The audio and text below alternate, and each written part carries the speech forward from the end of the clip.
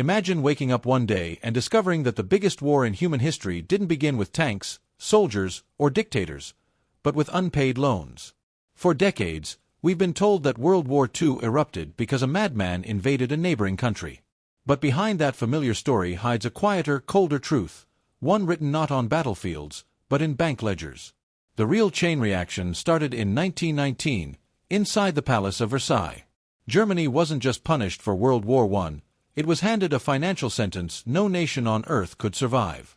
An impossible reparations bill, so massive that even future generations would be born already in debt.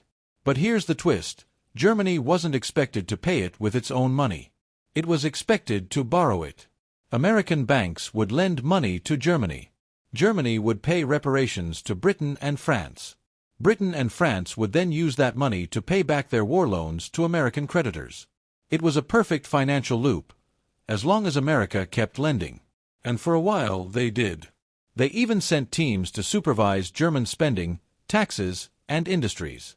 Germany had lost the war, but it was now tied to a different kind of occupation, one enforced through interest rates instead of soldiers.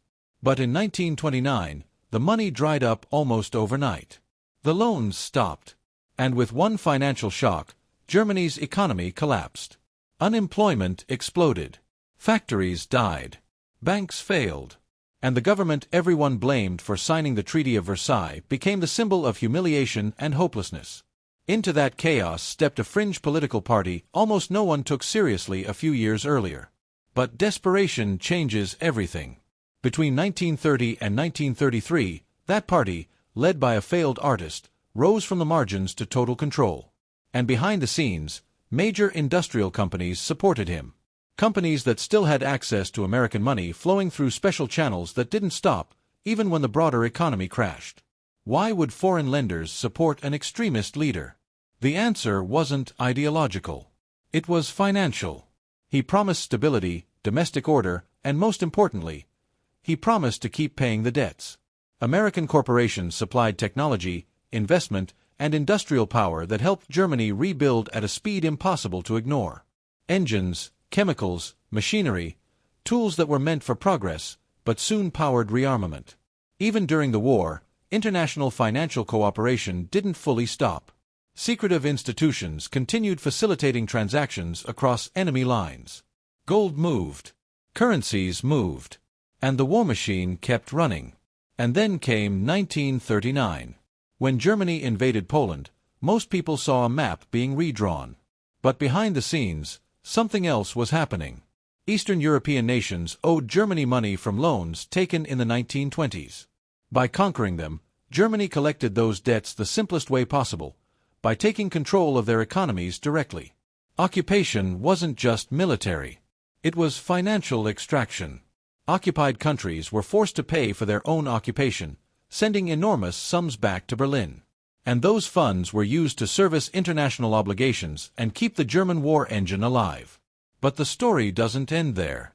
When the United States entered the war, another financial shift began. Massive loans flowed to the Allied nations, ensuring that once the fighting ended, Europe would owe America more than ever before. By 1945, the balance of global power wasn't determined only by armies, it was cemented by debt. In the post-war world, new financial institutions were created, new agreements were signed, and a new global system was built. A system where the US dollar became the center of world trade. A system where devastated nations needed loans to rebuild. A system where debt, not armies, shaped national destinies.